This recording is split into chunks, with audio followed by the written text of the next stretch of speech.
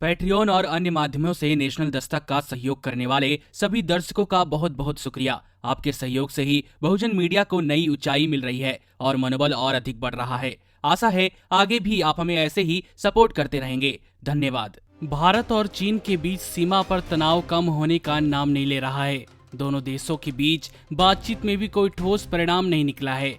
दरअसल बातचीत में चीन पीछे हटने को राजी हो जाता है, लेकिन वास्तव में जमीन पर विवादित इलाके से पीछे नहीं हट रहा है। चीन ने लद्दाख के पैंगोंग त्सो झील में अपनी स्थिति और भी मजबूत कर ली है। चीन ने फिंगर 4, जिसे भारत अपना बताता है, उसे विवादित जगह बना दिया है। वहां हेलीपैड का निर्माण कर लिया है।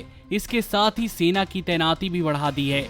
चीन के इस हरकत से लगता है कि वह अप्रैल 2020 की यथास्थिति बहाल करने के मूड में नहीं है।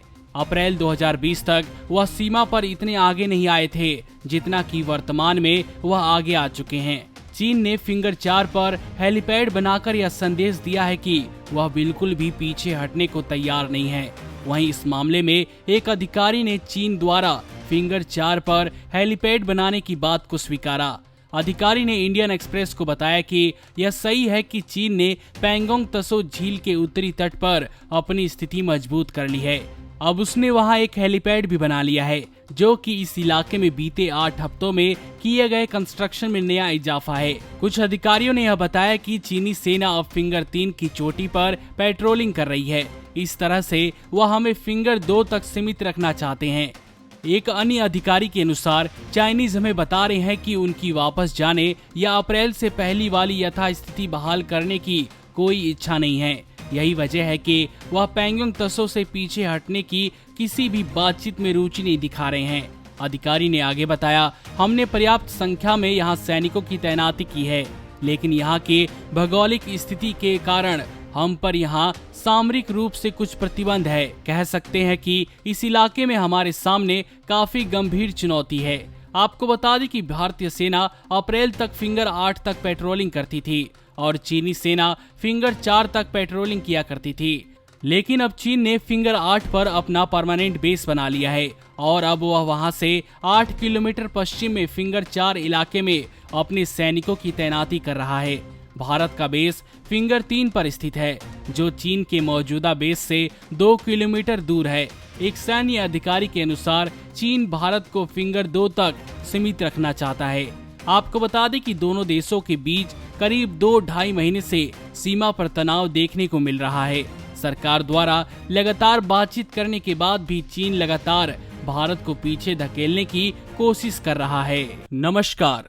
नेशनल दस्तक अपनी आर्थिक जरूरतों को पूरा करने के लिए अपनी ऑडियंस पर निर्भर है।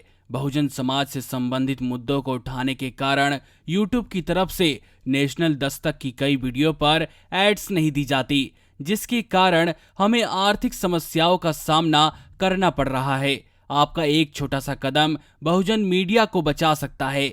आपके सहयोग और सहायता के कारण ही हमने अभी तक यह मुकाम हासिल किया है। नेशनल दस्तक को आप पैट्रियन के जरिए सपोर्ट कर सकते हैं। इसके साथ ही आप अन्य माध्यमों जैसे यूपीआई, गूगल पे, डेबिट कार्ड, वॉलेट, फोन पे आदि से भी हमारी मदद कर सकते हैं, जिसका लिंक वीडियो के नीचे डिस्क्रिप्शन में डाल दिया गया है।